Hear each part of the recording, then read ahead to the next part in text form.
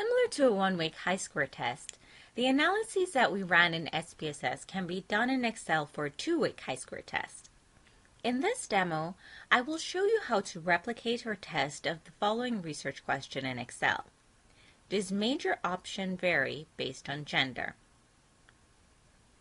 In Excel, we will need to work with the aggregated frequencies organized into a frequency table. By organizing our data into a frequency table, we have already completed step 1 in the process.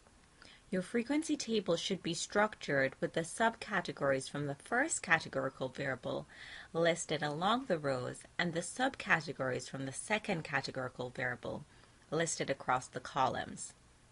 It is important to calculate the row and column totals, as this will be used to determine the expected frequencies for these cells.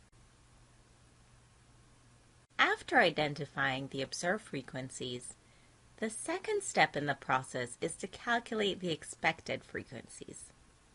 For a two-way chi-square test, the expected frequencies is calculated using the equation shown below.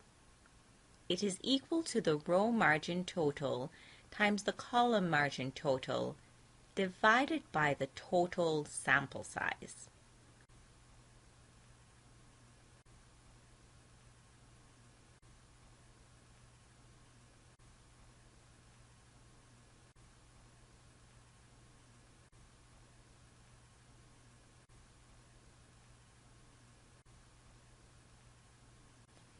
After entering these values into the cell, you can then copy this equation to the other rows. Like before, you can then complete the rest of the summary table by calculating the residuals. Squaring the residuals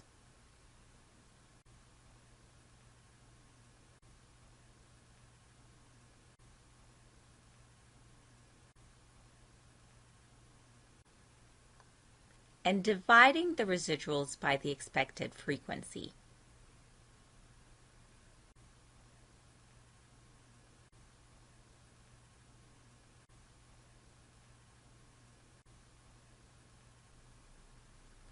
Then, the sum of the values in this column will give you the final computed chi-square value.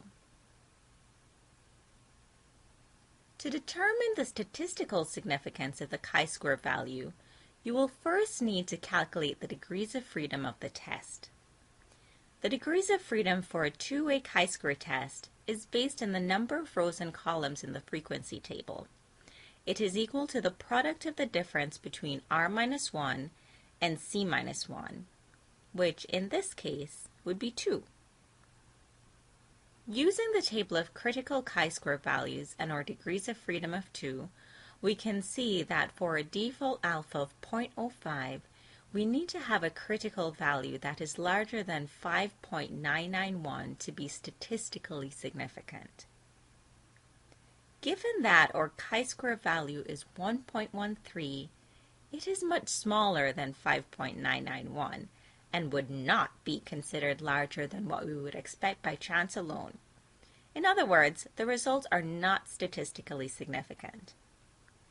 We can also examine the standardized residuals of the test for a two-way chi-square analysis. This can be calculated as column D, that is, the residuals divided by the square root of the expected value.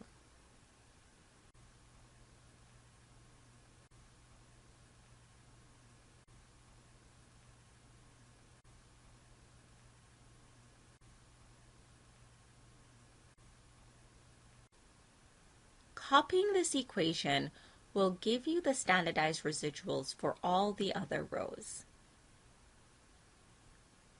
The final value that you can compute in Excel is the practical significance of the test.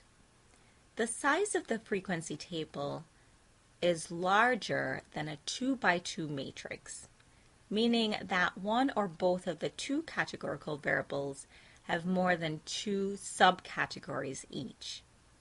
We will therefore determine the practical significance of the test using Kramer's V. It is important to note that Kramer's V is calculated using a unique degrees of freedom in the denominator.